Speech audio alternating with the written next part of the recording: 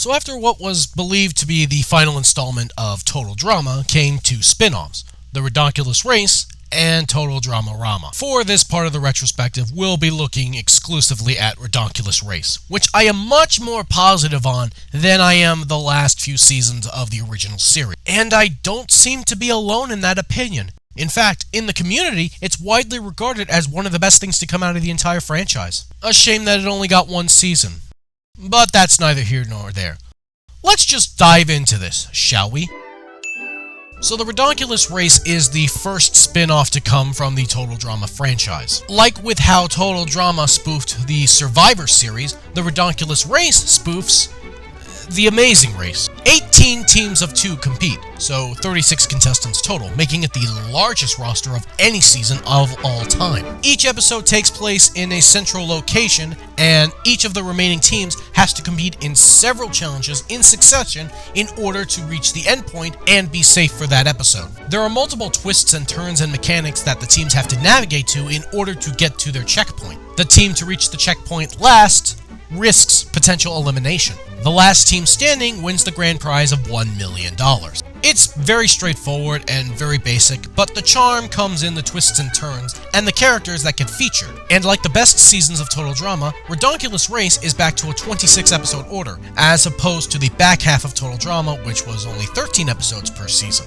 This was a huge welcome to change for me, as I really thought that the 13 episode seasons were rushed beyond all hell. Even Revenge of the Island, which was the best of those. Oh, and before we go any further, it's time to meet our new host, the guy guiding us this season. Meet the new host, Don. Do you get it? Ridonculous. Sorry, moving on. Yes, we do have a new host this season. It's not just Chris McLean again. I actually welcome this change because while I adore Chris McLean as a character and think he's hilarious, I'm not gonna pretend that he wasn't very insufferable in the back half of the original run. Like, as a host, he went from unethical to incredibly sadistic, and not in a very fun way. Unfortunately, it did not go to a good comedic effect. Don is more laid back. He's still a bit of a narcissist, he still has a bit of an attitude, but it's nowhere near as bad as later stage Chris. Actually, he reminds me a lot of how Chris did act in the original Total Drama Island, and I loved that season. And yet, the entire time I was watching, I just couldn't shake the feeling that we were watching Diet Chris McLean. I think ultimately the biggest problem I have is I didn't find Don as entertaining as Chris was. Say what you will about his sadistic, chaotic energy, and I've said plenty, but there was always a bizarre, jarring draw to him that Don just lacks. Maybe it would have come out more had Ridonculous Race continued, because the same thing happened with Chris as Total Drama went on, but as it stands right now, it's just not there. I don't dislike Don, and he's perfectly fine as a host and a character, for the most part, but there's just always going to be something about Chris that I'm going to prefer a lot more than Don. I also feel like not helping things here is the lack of a sidekick character for Don. Whether you like him or you hate him, Chef Hadget was Chris McLean's sidekick and confidant throughout the original Total Drama. Not to mention that he was just damn funny in his own right, but that energy is missing here. Still, I wouldn't say Don is a bad host or even a bad character, but I'd be lying if I said I liked him better than I liked Chris, even through all the bullshit in the second half of Total Drama. Of course, what this means is it will come down to the main cast themselves to really pick up the show and carry it. I'll get to that in a little bit, but first we have to talk about the game itself. As Ridonculous Race is a spoof of The Amazing Race, it follows The Amazing Race formula very closely. Really, most of the changes that are done to the Ridonculous Race are cosmetic. One thing I have to really give praise for is how they handled the interview portions. Scattered throughout the episode are interviews with contestants shot either at the location of their current challenge or in front of this worldwide map thing. It really plays off the Amazing Race style very well. But there's also another element to the interviews that I think Ridonculous Race does better than at least the later seasons of Total Drama. So it's kind of common knowledge that the in-game interviews that you will see with reality competitions like The Amazing Race, The Biggest Loser, Survivor, Big Brother, were taped at some point outside of the action, and they're simply edited into the episode to give you the impression that they're talking about what's happening on the screen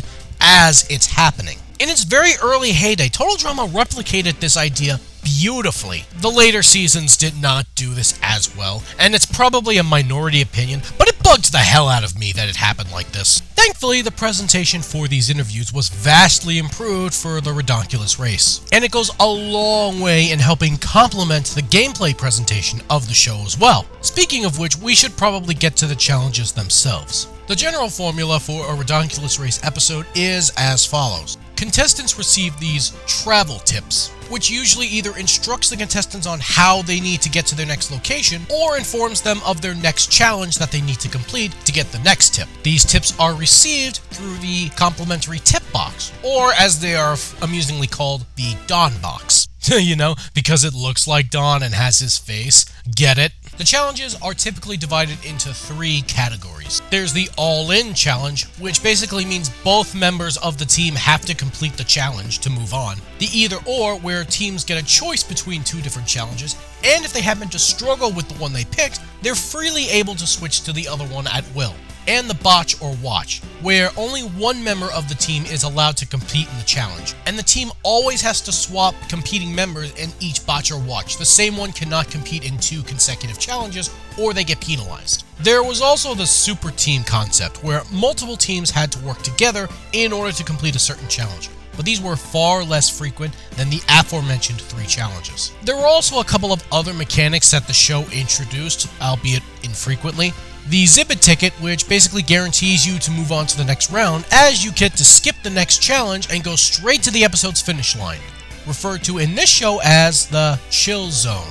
And the Boomerang, which permits the team that holds it to force another team to redo the previous challenge, although it's only valid until the next tip box. After that, it's expired and you're shit out of luck. I do like these twists. They complement the gameplay extremely well. I just wish we got to see them more often than we did in the series proper. The objective of each episode is pretty simple. Just don't come in last place. I joke, but honestly, that's it. Like, there's not even really an incentive to just come in first besides bragging rights. Hell, in only 1 or 2 episodes, there's actually a legitimate prize for reaching the chill zone first. But in pretty much every episode, it's just not to come in last. If you come in last, you potentially face eviction. Yes, I said potentially. Yeah, see, this season brought back non-elimination episodes. Unlike Total Drama, however, you don't find out that it's a non-elimination episode until the end of the episode, where Don tries to play it up like it's a big deal. I think that's one of the only things of the presentation this time around that I found to be a little bit annoying, just because it's the same method of delivery. I am very sad right now. You two are such a good team. I wish you nothing but the best. In the next round, because this one is a non-elimination! But you are the last team to arrive. But this is a non-elimination round. Vegans, you are the last team to arrive. But this is a non-elimination round. You get to stay. I ate animals for nothing! Except for this one, which is by far the funniest of all of them. Now, with this being a satire of The Amazing Race, you would expect that there would be some really cool looking set designs to really capture the locale and the feel of a race around the world. And yeah, there are. And the show does a really good job of making each new location stand out, even when they repeat niches like frozen tundras and whatnot. And to be honest, this was done really well also in Total Drama World Tour, so props to that season also. And each challenge, in turn, does a great job of taking advantage of both its surroundings and its location. There's also one more thing I really have to give credit to before I move on to the characters. Keep in mind, this is an animated show trying to satirize The Amazing Race, a reality show competition that involves a literal race around the globe. I can only imagine how much work had to go into keeping everything coordinated, from the contestants' positions in the races to the locations being used. If even a single frame or contestant was out of its place, it would have fucked everything up. And then to have to animate everything and time everything perfectly, that couldn't have been easy to do. And no, I don't care that they were using Flash animation. It's a legitimate animation tool. Obviously, it's taken a backseat in recent years to programs like Toon Boom that try to accomplish the same thing. But Flash animation is still a legitimate animating style, and in this circumstance, I think it was used really well. Total Drama will never look amazing or overly flashy, but you know what? It really doesn't need to. It just needs to be animated well and look decently clean, and it does! And with that out of the way, I suppose we should just finally get to the cast for the season. As stated previously, there are 36 contestants this season, 18 teams of 2. Now, I've argued in the past that the better Total Drama seasons were the ones with bigger casts, and this series trounces all of them by a considerable margin. Now, that's not to say I like every single character in the main cast this season. In fact, I'm going to go over plenty that I strongly dislike, but the bigger cast means there are also more characters that I do genuinely love, and I'm going to go over all of them right here. In fact, I made this nifty little tier list just for the sake of convenience. I expect that some of my choices are going to be deemed controversial, but this is how I genuinely feel about this cast of characters, and I stand by them. As you can note, there are 5 tiers, from characters I love to characters I absolutely can't fucking stand. I'll be going from bottom to top so I can get the bad shit out of the way first and end this segment of the retrospective on a high note. With that out of the way, let's start at the bottom, with the couple that I absolutely hate the most.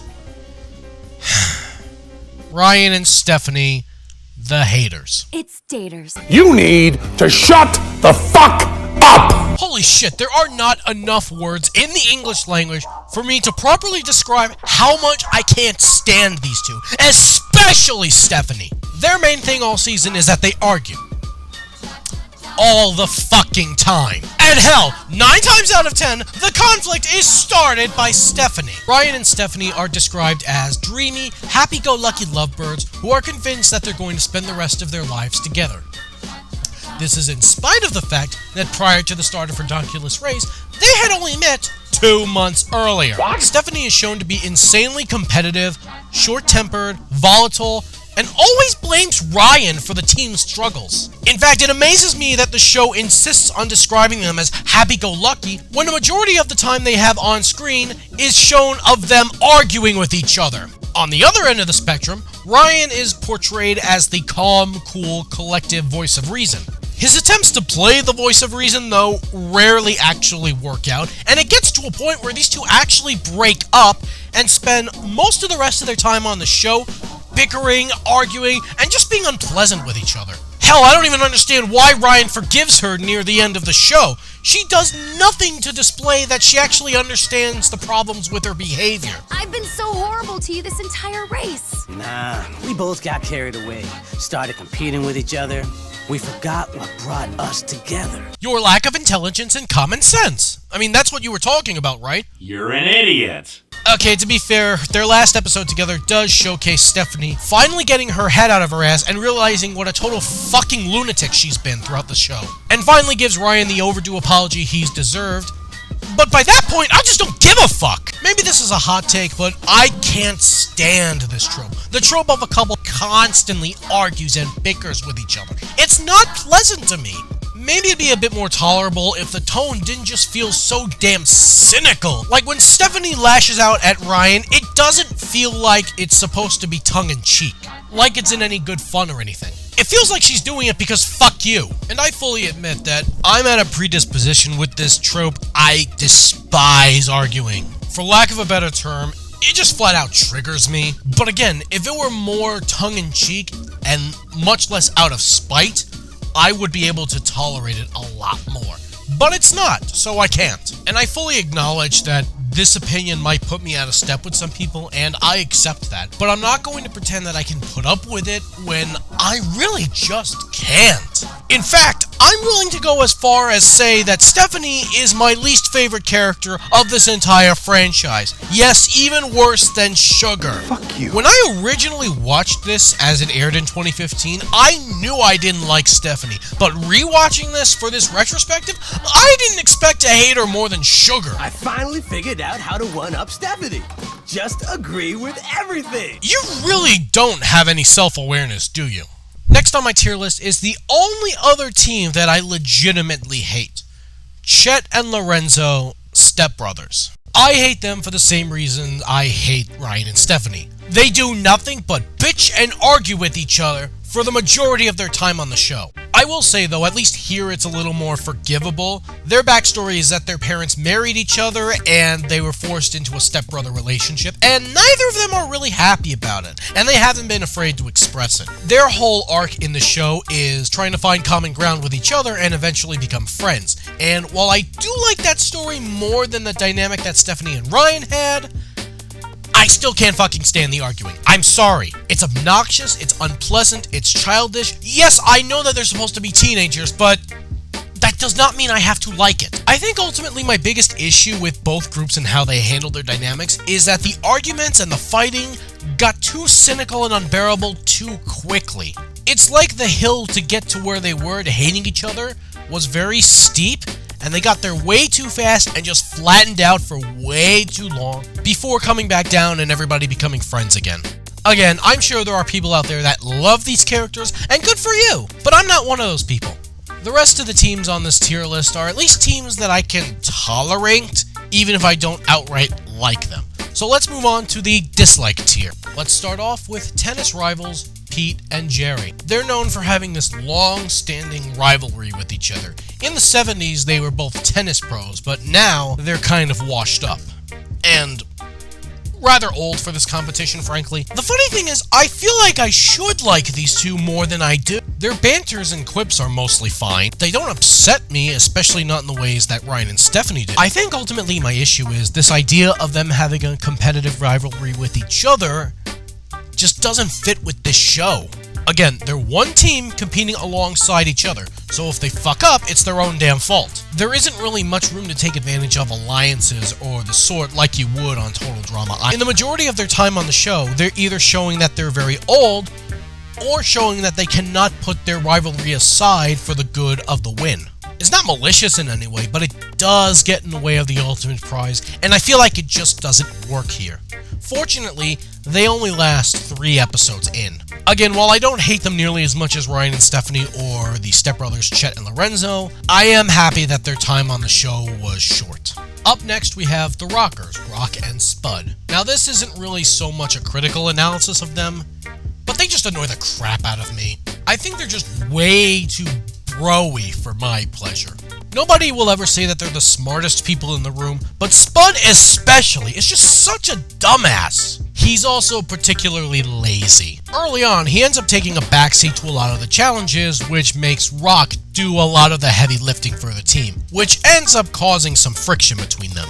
It does improve over time, and they're not nearly as infuriating as the haters or the stepbrothers, but I'm still not fond of them. Unfortunately for me, they ended up having the exact same amount of screen time as the stepbrothers, seeing as both teams were eliminated in the same episode, so there you go. I guess that makes me feel a little better.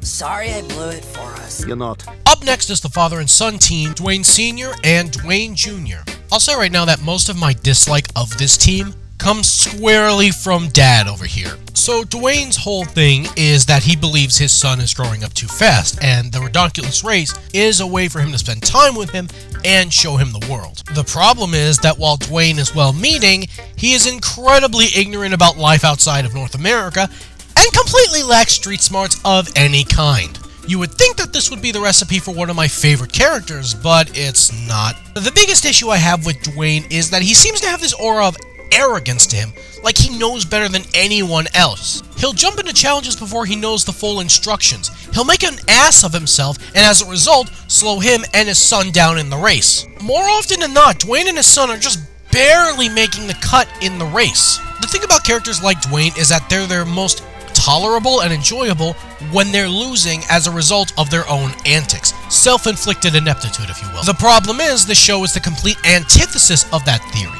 Remember, Dwayne and his son are a team. If Dwayne fucks up, his son also pays the price by risking getting cut by the race. Dwayne would not be nearly as annoying if his stupidity and incompetence only hurt him instead of him and his son.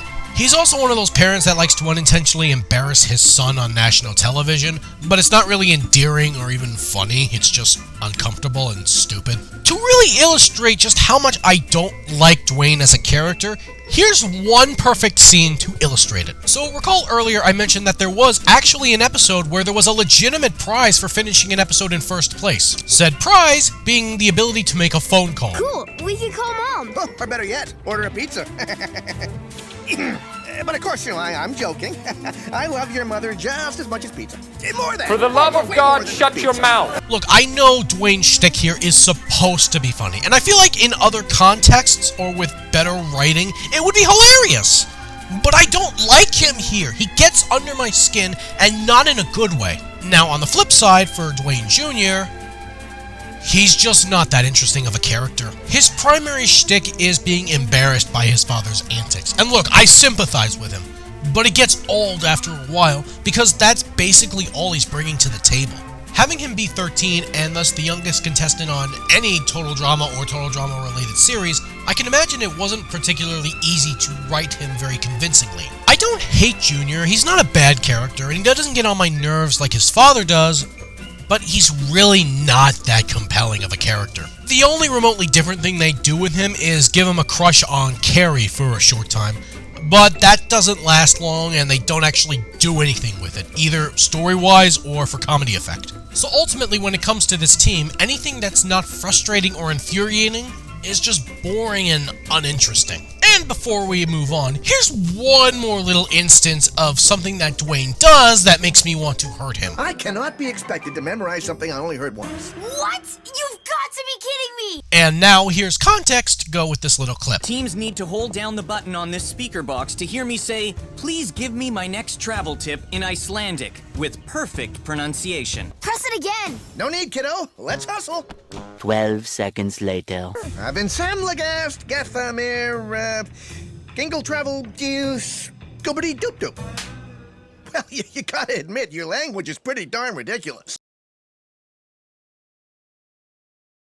Boy, you might be legally retarded. In all seriousness, though, fuck Dwayne. And now the final team on my dislike tier. Best friends, Devin and Carrie. Of all the teams on this tier list, this team's placement surprised me more than any other. Devin and Carrie have been best friends since childhood, so at least a decade that we can figure. Carrie is pretty much smitten for Devin and has been for several years. Devin is oblivious to this and has a girlfriend of his own named Shelly. Their arc of this series is them working towards getting together. It starts with Carrie basically pining for Devin throughout much of the first part of the show, but Devin, through a combination of poor timing, obliviousness, and just outright stupidity, doesn't pick up on it at all. Then Carrie tries to move on and get over from Devin, only for Devin to conveniently realize he has feelings for her in that exact same episode. And then Carrie is oblivious to his attempts to confess his feelings for her. And then finally, in their last official episode of this series, they confess their love for each other, get together, and then Devin ends up in a full body cast. No, really. I just pushed Devin off a cliff! Accidentally, right? Yes! Which makes Carrie and Devin the only team in the competition to withdraw due to injury. Which is just really funny to me. I think ultimately my biggest problem with both this couple and this cliche story, as it were, is just the fact that it's trying to be funny. Like, we're supposed to find it funny. We're supposed to think that Devin not catching on to Carrie's feelings for him, and then Carrie not catching on to Devin's feelings for her, is supposed to be funny. But I don't. It goes back to a problem that I ultimately had with Star vs. the Forces of Evil and their main couple, Star and Marco. At some point, it just became so damn obvious that they were going to get together, and you're just sitting there waiting for it to happen, and then getting frustrated when it keeps not happening. Except here, it's even worse than it was in Star, because at least in Star, there were other things that were playing into it, such as the character arc that they gave for Star's ex, Tom. Marco's character arc, where he finally gets the courage to ask out Jackie, the girl he's been crushing on for literally most of his life. There were other things happening, is what I'm saying, that helped mitigate the frustrations, even if some of them were fucking butchered to hell. Like how they had Star get all uppity when she was confronted by Tom for kissing Marco in the photo booth, or how she never properly atoned for her jealousy towards Marco and Jackie. And no, I'm still not over any of that bullshit. But back on topic. Actually, that reminds me, the show tried to do this weird thing once where they tried to portray Shelly in a really negative light. This reminds me of last winter when Shelly locked me out of the car for buying her the wrong kind of tea. I'm sorry, could you say that again? He got frostbite and nearly lost 3 toes over a tea? He deserves better than that. What the hell's going on? This decision is just baffling to me. Like, there's one obvious reason why there's such a disconnect here. Because we never actually see Shelly during the course of the competition in person. She's only ever mentioned by Devin or Carrie. So we only ever really get Devin or Carrie's representation of who Shelly is as a person. I think this is supposed to be the part where Devin realizes that Shelly is just no good for him and that he deserves better. But honestly, I don't think they pull it off. Again, because we don't see Shelly the character. We only see Devin or Carrie's interpretation of Shelly the character. Actually, it's kind of a missed opportunity that the show just didn't have Shelly as a contestant herself. Maybe she decides to do the race with someone else instead of Devin, which makes Devin start to question whether or not Shelly is right for him. Maybe Shelly is actually jealous of Carrie's friendship with Devin, and she secretly resents her, in a way that Carrie sort of not so subtly resents Shelly. Yeah, that's a whole thing that I don't even want to touch. And then that could be when Devin finally lets Shelly go and realizes that Carrie has been the one that's been there for him all along. I really think that would have helped mitigate a lot of the problems I have with this couple. They're not terrible characters. I want to like them so damn badly, but I just can't because I find this plot type to be very monotonous lately. There's also another issue that crops up where the show unintentionally undermines its own arc for them. As I mentioned, midway through the season, Carrie decides to finally try and move on from Devin, and actually doing so allows her to open up more as a character, standing up for herself, developing more of a personality akin to her. She even develops a weirdly charming friendship with Ryan, and it was really nice to see. Unfortunately, the show undermines this when they have Carrie and Devin get together at the end after all. Not entirely, I grant you. It's not like it's a total blatant retcon. But I firmly believe that having Carrie move on from Devin completely would have been more beneficial to her character than them just getting together. Especially if you're going to keep the plot for their arc exactly as is, and not do the suggestions that I had mentioned earlier. I do think the moment where they finally get together is handled fairly well for the most part, at least in a vacuum. I'm in love with you. Like, really in love with you. And I'm sorry it took me so long to see it. No, you're not. Devin's confession does come off as very sincere, and I do completely believe him when he says he regrets not realizing sooner how much Carrie meant to him.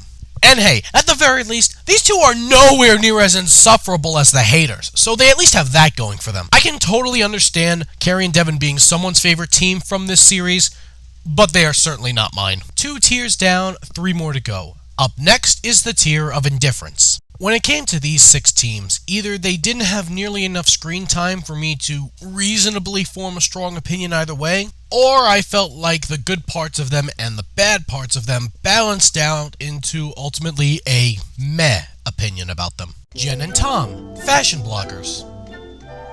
I don't know, I'm not feeling them. Their whole thing is that they're best friends and they own this super popular fashion blog. Pretty much the vast majority of their content involves around things being in or out of fashion, and it's just not working for me. I think it's boring. We've got Laurie and Miles, the vegans. With them, I at least have a little bit more to talk about. As their team name implies, they're vegans. They don't eat meat of any kind. They also like to travel a lot and have a great appreciation for all kinds of cultures in the world. With that said, though, they're not all that interesting or compelling. The most interesting part of their story is, well, one that someone could guess from a mile away. In their penultimate episode, there's an eating challenge where they have to pretty much betray their vegan beliefs and eat some meat in order to move on. By the by, this is the same episode where Laurie gives Dawn a black eye after he tells them that they're not being eliminated. Which, to be fair, is still one of the funniest parts of the whole season. And then in the following episode before they're eliminated, we get this weird story arc thing, I guess, where it turns out Laurie actually might have developed a liking to meat. Yeah, it's not funny, but the weird thing for me is that it seems like it's not trying to be funny. Like, yeah, with how it's written and presented, we're obviously not supposed to take it super seriously, but they don't really play it up enough as a joke for me to really consider it funny in any way. I didn't want to eat the meat. I thought I had to. Did you have to lick the plate? How do you know she didn't? Did you read the contract? Of course you didn't. Nobody reads those fucking things. Adversity twins, Jay and Mickey. Yeah, just imagine that Cameron from Revenge of the Island and Milo Murphy are the same character and also twins. And that's pretty much them. The most memorable thing about them that I can recall is that brief friendship that they formed with Kitty. But that doesn't last long and they really don't have a lot going for them. I don't hate them. They're just kind of there. The LARPers, Tammy and Leonard. It really says something about how poor the writing for Pocatello Island was that Leonard has the same number of episodes here that he did there, and yet is infinitely more likable here. The biggest reason this time, in my opinion, is that he actually has someone to play off of. Unfortunately, with only 2 episodes of screen time, I can't get a real gauge of Tammy's overall character, but just her being there and her indulging Leonard in his fantasies makes him a lot more tolerable. Recall that in Pocatello Island, his teammates initially encouraged his behavior, only to then later on throw him to the wolves when his behavior became a liability. This time around, he's mostly left to his own devices, him and Tammy. But ultimately, his and Tammy's inclusion in the cast didn't really make much of a difference on me. The geniuses, Mary and Courtney. I mean Ellody. Okay, we gotta talk about this. So if you watch this series, you may notice that some of the characters sound very similar to characters that have appeared previously in this franchise. Yeah, the art of reusing voice actors really isn't a new thing, or even a bad thing, but it's always funny when you can listen to a character and realize their voice is very similar to a previous character that you've become accustomed to. For example, Kristen Farley, and I apologize if I'm mispronouncing that name, who voices Carrie in this series, previously voiced Bridget, which is funny because her boy toy Jeff is a part of this series as well. More on him in a bit. Stephanie Ann Mills, who voices Kitty in this series, has previously voiced both Katie and Lindsay. And Lindsay is one of my all-time favorite characters from this franchise. And of course, Emile Claire Barlow, who voices Ellody in this series, has previously voiced Courtney. What I'm trying to say with all of this is, Ellody sounds way too much like Courtney, both in tone, inflections, manner of speaking, etc. Now, Courtney was never portrayed as a genius of sorts. She was academically gifted, of course, but there's a difference between that and a genius. But a majority of the lines that Ellody spewed out are lines that I absolutely could buy as lines that Courtney herself would speak. Something like this should not be annoying to me, but unfortunately here it is. With the other aforementioned characters, you could at least say they were different from the other characters their voice actresses have voiced. Like, you couldn't argue to me that Carrie was the exact same character as Bridget, or that Kitty was the exact same character as Lindsay, even if they do share some traits. That's not the case here. Not helping the fact is that Ellody and Mary really don't bring anything to the table. Their one character trait is that they are geniuses who happen to spew out random, intelligent facts every once in a while. So it's like Harold from World Tour, only somehow stupider. Based on the splatter, the wind velocity was 45 knots. 20 more and we'd be splattered. Oh my god, who the hell cares? And the final team on the indifferent tier, Taylor and Kelly, daughter and mother. Of all the teams in this middling tier, this team was the one that came closest to going into the like tier. Taylor is a spoiled little rich kid, made this way thanks in part to her mother, who gave her anything she wanted, without regard for how it would enable her behavior in the future. And holy shit, did it enable that behavior. Let me put it to you this way. Taylor was so stuck up in her ways and had her head shoved so far up her ass that she blamed her own mother for them getting a penalty. I sat around waiting for you so long my butt fell asleep, and now we get a penalty? You ruined my life. Do you even listen to yourself when you talk? When it was clearly and concisely explained to them that Taylor was the cause of them getting their penalty. After getting the Icelandic sentence wrong, you were both supposed to go back through the geyser field, but only Kelly did. Oh, way to go, What's happening Mom. here? And believe it or not, that's just the tip of the iceberg. Now, Kelly comes into this race clearly having no idea how much constantly giving in to Taylor's demands and whining has enabled her into thinking it's perfectly okay to act like a spoiled, self-absorbed bitch. one who fancies herself as amazing at everything and uses her vast collection of trophies and medals from various competitions and beauty pageants to showcase her endless amazingness. Yeah, well, it turns out they're all fake! Wait, what? I second that. What? My room is full of trophies and medals. Because your dad bought a trophy store. When you have enough cash, you can fake anything. I love how you're saying it in a way that implies you're trying to clap back at your own daughter, and yet you're too stupid to understand that the reason she turned out this way was because of exactly what you just described. You're not very bright, are you? Congratulations, you played yourself. And then they spend the following episode almost bickering with each other the entire time, and it gets to the point where Kelly refuses to help Taylor advance through the competition any further until she apologizes to her. Don't just stand there like an old mannequin. Help me! No, I'm giving you a timeout. You serious? What is she, 5? And of course she apologizes even though it's completely and obviously half-assed, and they still get eliminated anyway. But at least they got a nice shopping spree in before they got kicked out. I guess we should have checked in before shopping. Meh, it was fun while it lasted. I also just want to point out how I know for a fact that Taylor's apology was completely half-assed. Watch this clip. I got a tip from the Dawn Box. Our next destination is a mall full of gold. We could be shopping right now. What saves this team from being in the dislike or even the hate tier is the fact that there's actually an arc with them of sorts. It's not a convoluted arc, not by any means, but it's still something, and something that I enjoyed watching unfold. I genuinely thought that this team wasn't going to amount to anything, that Taylor was just going to stay this stuck-up bratty little bitch, and Kelly was going to stay her enabler throughout the entire time. But no, they actually do something with them. And it's actually kind of funny, especially in the last 2 episodes where it really comes together. So why don't I think I like this team? Well, it is a personal gripe, but Taylor's just fucking obnoxious in the beginning. I can't stomach snooty, stuck-up, obnoxious, entitled people who walk around like they're the bee's knees when in reality, there ain't nothing special about them. If she had stayed like that and they had actually done nothing to call out her behavior, I could have put them in my dislike or my hate tier without giving it a second thought. Thankfully, though, they don't. Oh, Taylor, I'm canceling your allowance.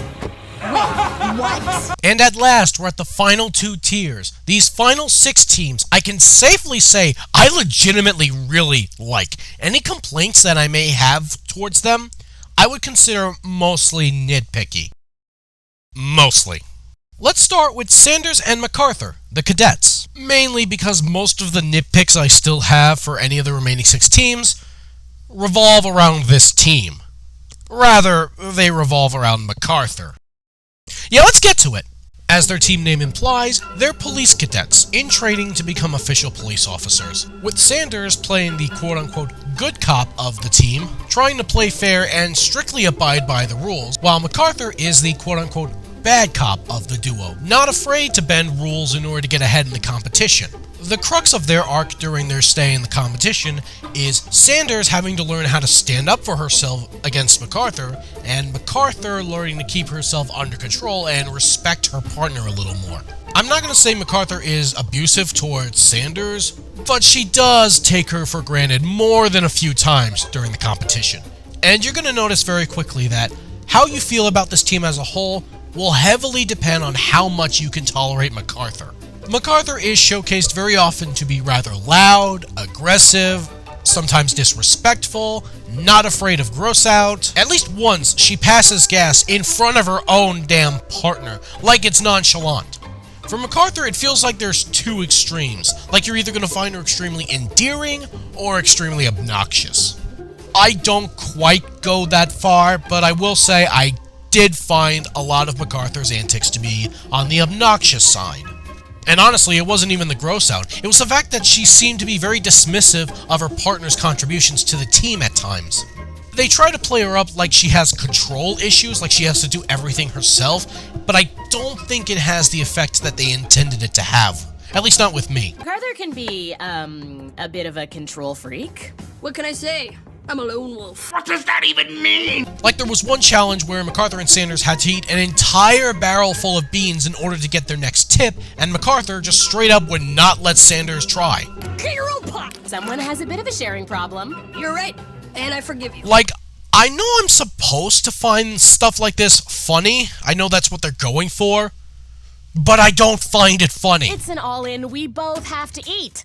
You want some? Prove it. Prove it? Are you Icelandic or retarded?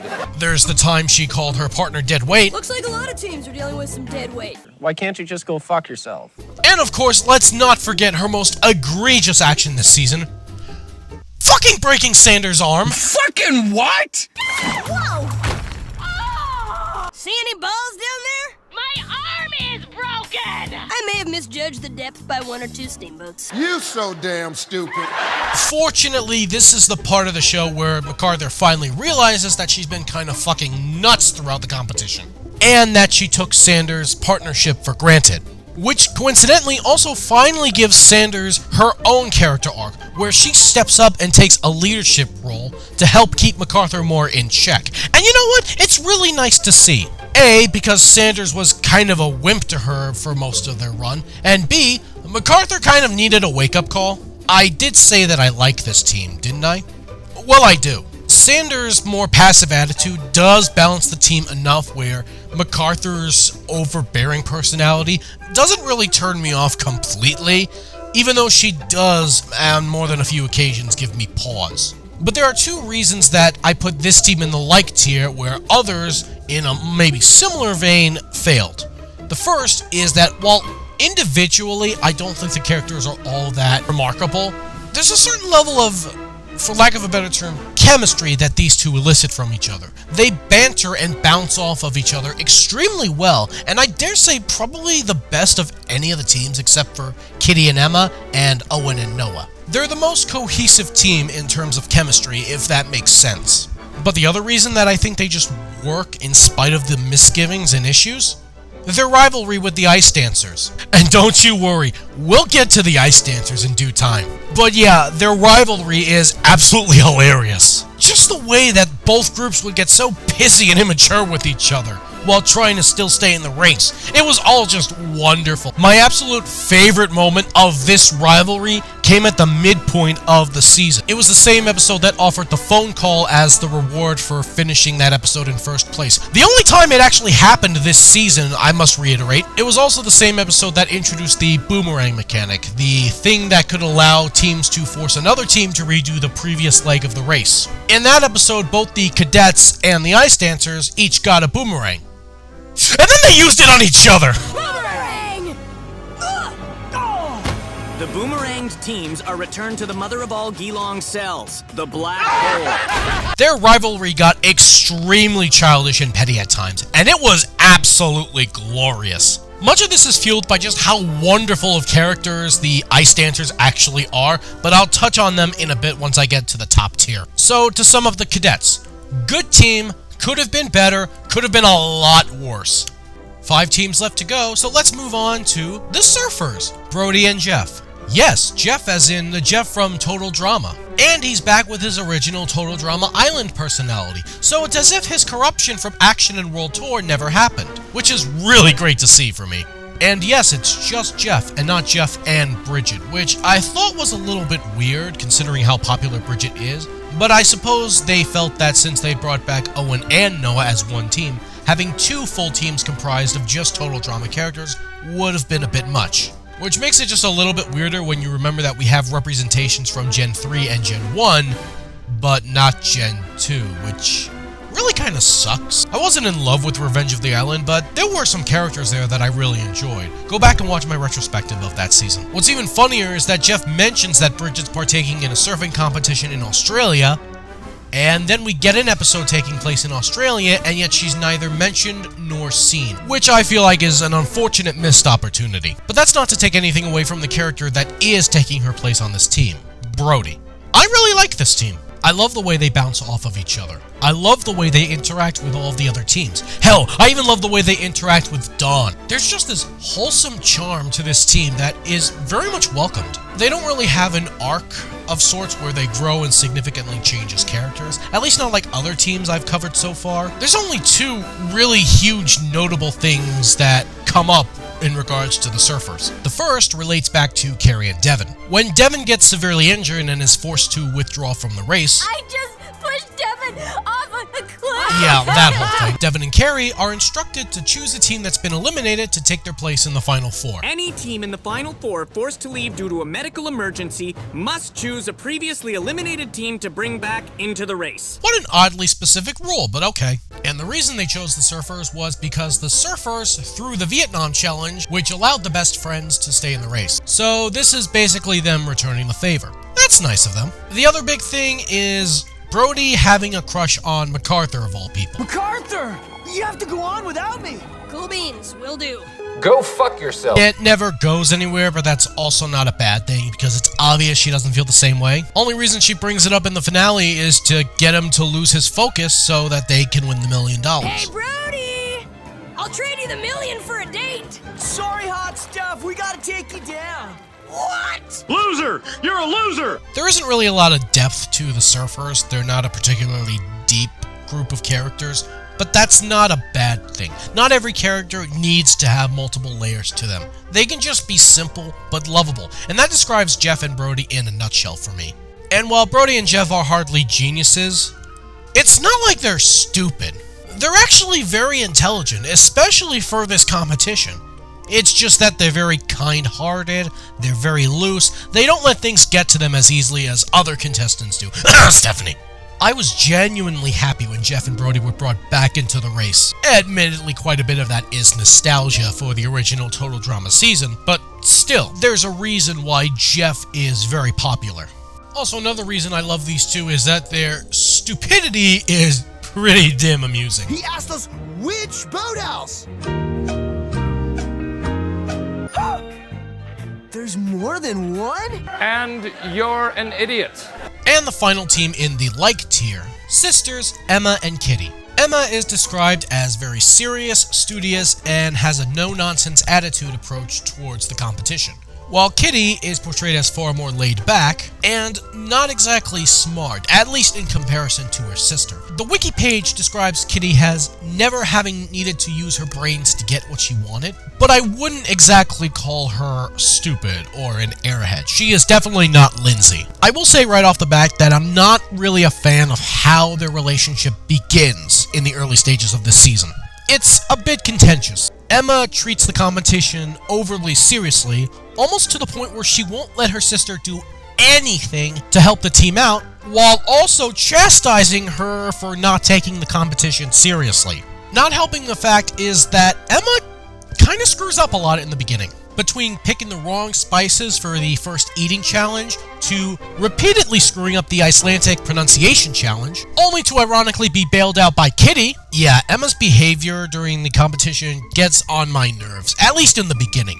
Fortunately, this gets dropped really fast. While it takes MacArthur about 3/4 of the season to stop taking Sanders' partnership for granted, this character betrayal for Emma only lasts, I want to say, about 1/4 of the season. It is dropped very fast, and it's a welcome sight, especially with what replaces it, that being the romance with Noah. I found the will they won't they romance between Devin and Carrie to be very annoying, but I actually find this romance to be both adorable and charming, and I wasn't really sure why at first. The first thing that helps this romance is the fact that both characters that are in love are on screen together. I mentioned earlier in the Devin and Carrie section that I felt like it was a missed opportunity for the show not to have Devin's girlfriend Shelley on screen as a character, as a contestant on the Ridonculous Race. Because of that, the story they were trying to tell with those characters felt a little unfinished. With Noah and Emma, that's not the case at all. Yes, it's mentioned that Emma had a previous boyfriend, but it's only mentioned once, and it's mentioned for a joke, so it's not like we're supposed to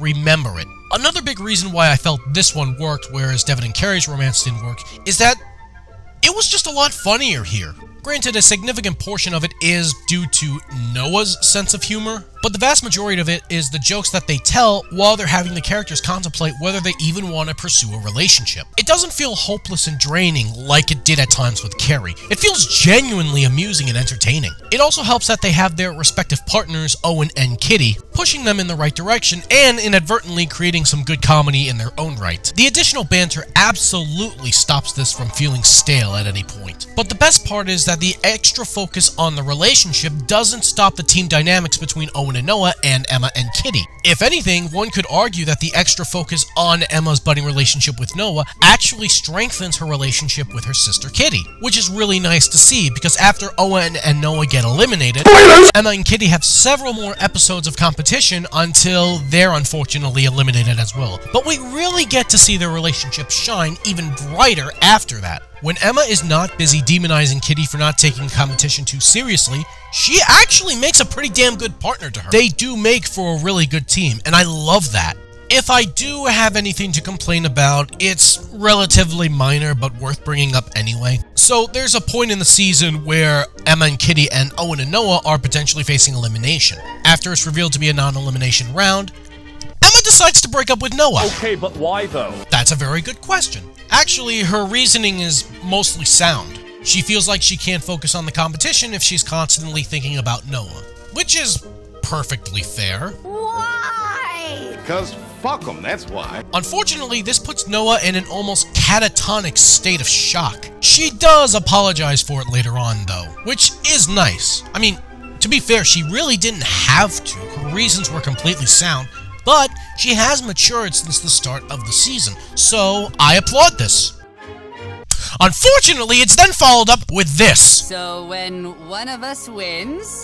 Are you not listening? When my team wins. Go fuck yourself, you silly fucking butt crusty. Yeah, absolutely not. Something like this would definitely tempt me into taking back every nice thing I said about this team, but I don't. And that's mainly because the following episodes proceed to show that Emma is kinda full of it. By that I mean she clearly still has feelings for Noah and clearly cannot get out of the headspace where she's thinking about him all the time. And of course when Noah and Owen are eliminated, she kisses him and tells her to meet him at the final chill zone when she wins. Spoilers, she doesn't actually win, but it's still a nice moment nonetheless. So yeah, I really like the sisters. Of all the teams I put in this particular tier, they are definitely my favorites. They've got great banter with each other, they have nice interactions with the other cast, the relationship between Noah and Emma is wonderful and adorable. I was genuinely disappointed when they were eliminated, and surprisingly enough, that's not something that I can say for some of the teams on this chart.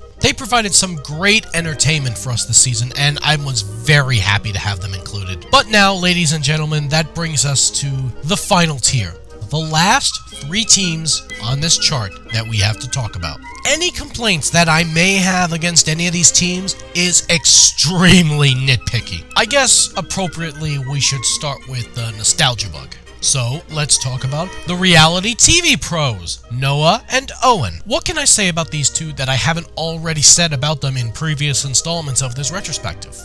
Well, not really much. I will say I'm very happy that Noah got the bulk of the screen time and development for this group as opposed to Owen, who's universally is more popular of a character than Noah. I suppose since Owen got significant screen time in each of the first 3 seasons of the show, they decided to change things up for a bit, and in my personal opinion, it was for the better. And sure, maybe just giving Noah a love interest is a cliched, generic way to push character development and growth, but hey, it's something at least. And they managed to make it incredibly endearing and charming. And of course, Owen was still the same lovable oafball that we've come to know and love. Even if his gross out tendencies still get to me at times. Again, I'm not a fan of gross out. I find it really fascinating that Owen, of all characters, had very little to actually do this season, and yet it worked. There's a lot of untapped potential with a character like Noah, and I'm glad the Ridonculous Race at least tried to tap into some of it. And, in my opinion, they succeeded. Apparently, Owen and Noah have been very busy competing on various reality TV programs since leaving Total Drama. You know, it's almost like you could have a spin-off show focusing on stuff like that instead of what we actually got, but I'll get to that next time. It's a shame that the two boys haven't really been very successful in $1 million would have been nice, but money isn't everything. Also, I already won $1 million. I'm so damn confused. Owen? What are you talking about? I rewatched the footage from this season, and they only mention reality shows that they've competed on and lost. Oh, I get it. Owen is referring to Total Drama Island, where he was one of the 2 finalists. And they fucked it up. You done fucked it up! Yeah, Owen, first of all, you did not win $1 million on Total Drama Island. You won $100,000. Because for some reason that I can only assume is known by creatures that go bump in the night, the prize fund for the first season, and only the first season, was $100,000. I have no idea why they changed it, and to be honest, the change is inconsequential, but yeah, Owen, you didn't win $1 million. You only won $100,000. Secondly, no, you didn't even win that! In your ending, you had to give up that $100,000 to be eligible to compete for the $1 million bonus prize that Chris offered in the post-finale special, where you and 13 other competitors tied for the prize money, necessitating the need, at least by the logic of the Chris McClane Holy Bible, for a second season, where the prize fund was increased to $1 million, not just for that season, but each subsequent season after that. Yeah, I know something like this is really stupid to complain about, but these are the same people that made Total Drama Island. I would think that you would go back and re-watch what you made, so you don't have stupid continuity things like this. Great continuity! And again, getting to see Owen and Noah compete in all of these various reality shows that they mentioned that they lost in would have been an interesting idea for a spin-off series if the network and show didn't decide to completely throw it away for what was essentially a rip-off of every baby spin-off ever. But again, I'll get to that. Just 2 teams left to talk about. And now, at long frickin' last, we get to the main antagonists of the season. A team that I absolutely adore. Jacques and Josee, the Ice Dancers. Oh, thank God for the Ice Dancers. They are legitimately the best antagonists this series has ever produced. Or at the very least, they're my favorite antagonists of the entire franchise. Even more so than Heather. And that's saying a lot, because I love Heather.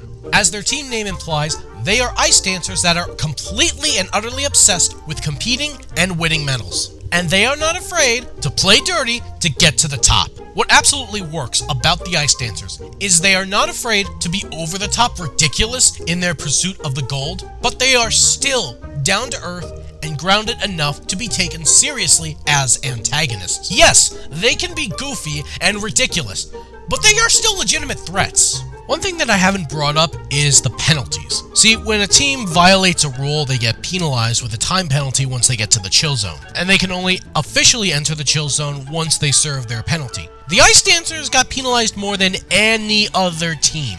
They were penalized 3 different times with almost 2 full hours worth of time penalties. They were not afraid to play dirty because, well, obviously it didn't stop them. For the love of all things pure, they separated an entire train from its caboose, thereby sabotaging Stephanie and Ryan, and they still didn't lose. I mentioned earlier that the best part of the cadets characters was their rivalry with the Ice Dancers, but oddly enough, I can't say the same for the Ice Dancers, because literally every part of their story and character is the best part about them. They're just so delightful. They're delightful in their arrogance, their hubris, their total obsession with winning. And I don't just mean the race overall. I mean they're obsessed with winning every single challenge and coming in first place at every single chill zone. Josee will literally lose her shit and flip the hell out if they come in second place, when really, all they need to do is just not come in last, and they're good.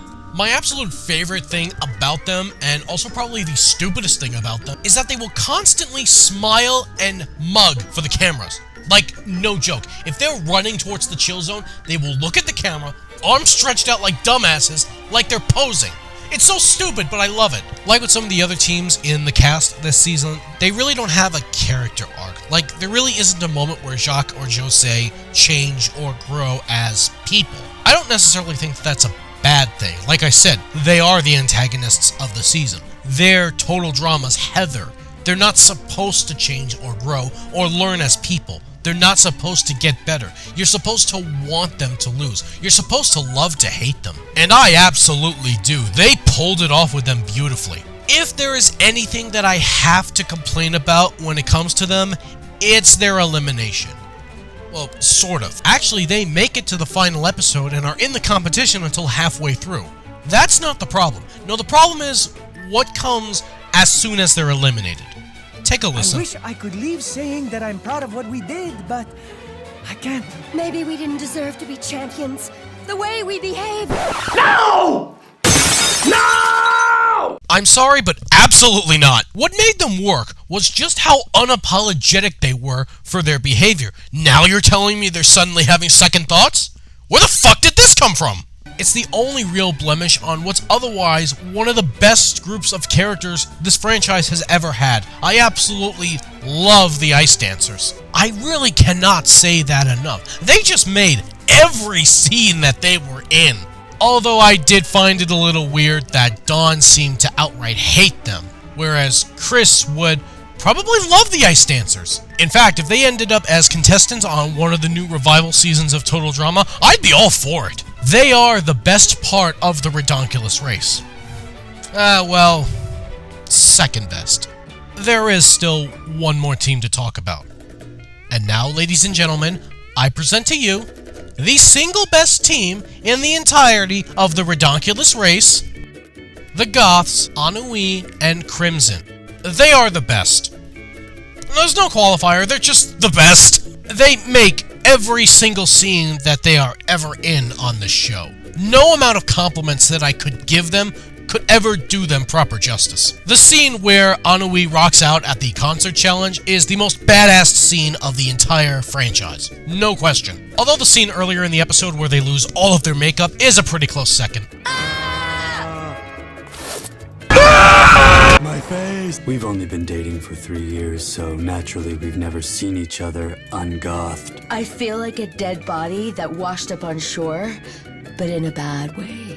I have several questions. So what would be a good way for a dead body to wash up onto shore? They are the perfect foil for all of the zany wackiness that goes on in this series. Again, it's kind of off-putting that Dawn finds them so obnoxious. It seems like in their quest to not have Dawn just be another Chris McClane, they made him pretty much the exact opposite of Chris McClane. And that definitely misses with me at times, especially in regards to characters like the Ice Dancers and the Goths. Especially the Goths. They were my all-time favorite team of the season, and I was genuinely heartbroken when they didn't make it to the finals.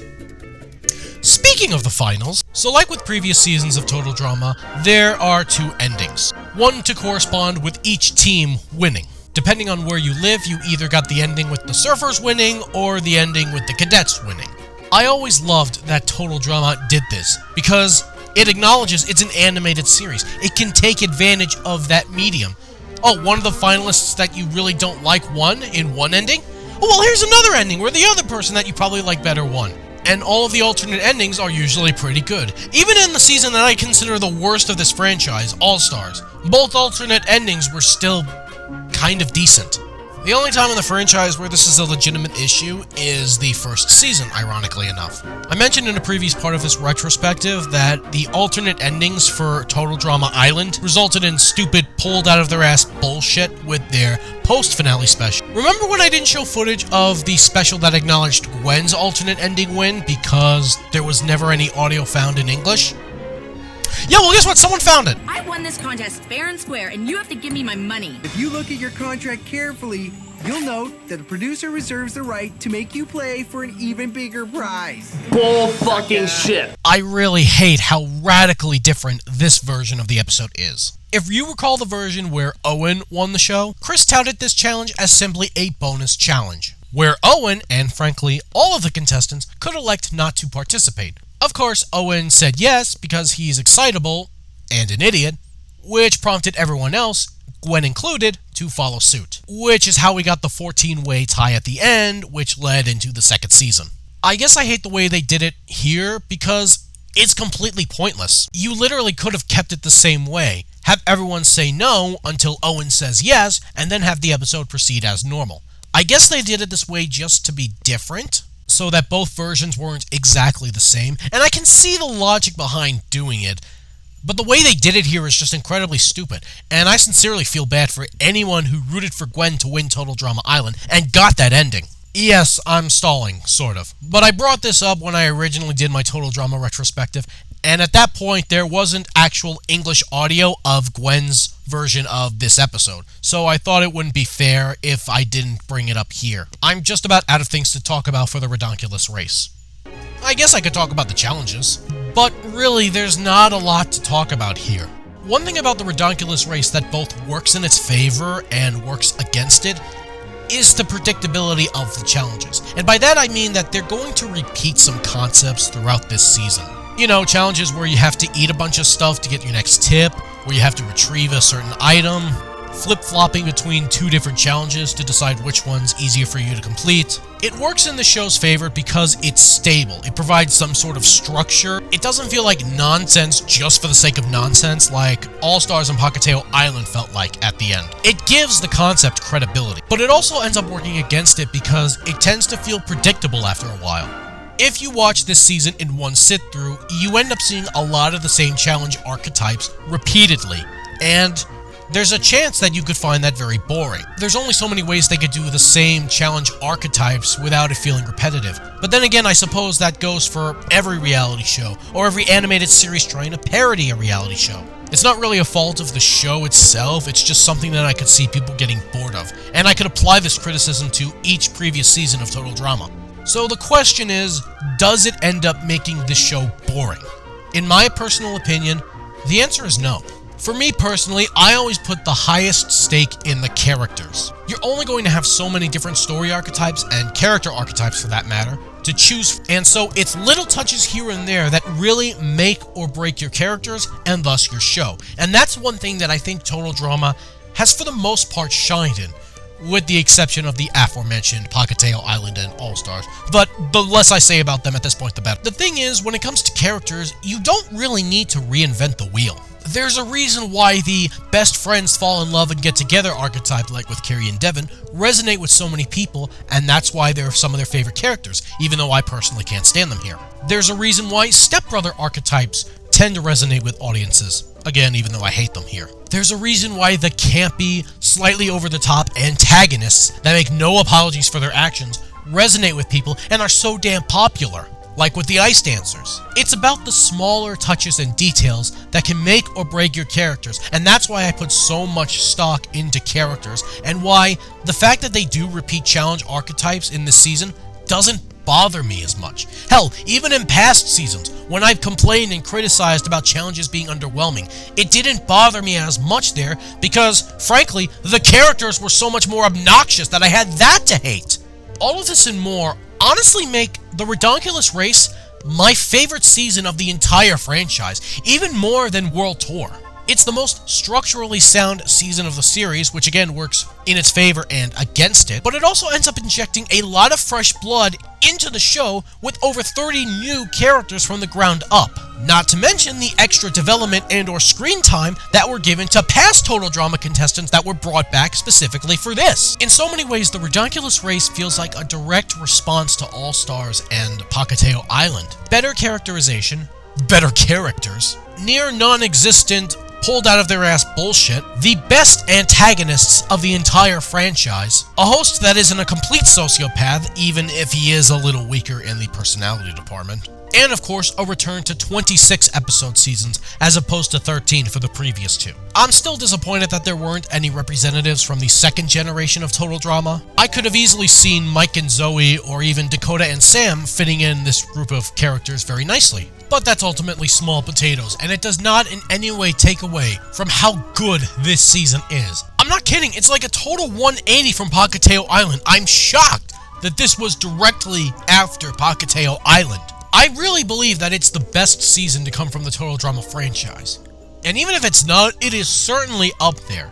All of which just makes it all the more tragic that this was the last proper Total Drama-esque season to come from this franchise, at least at the time of this video's creation. I mean, yes, we're getting the revival seasons eventually. Hell, at the pace I'm going, they might come out before I even finish this retrospective, but we now have to get to the elephant in the room. So after the Ridonculous Race's conclusion, the franchise went dormant for a couple of years until it was announced that it was being revived for another spin-off. One that would completely depart from the typical formula that we've come to know from Total Drama. And as of this video's release, that spin-off is still producing and airing new episodes. By far, it's the most polarizing aspect of the franchise, and I would be remiss if I didn't at least try to cover it in some legitimate detail. So come back next time, where we finally wrap up this retrospective, and we delve into the second of the Total Drama spin-offs,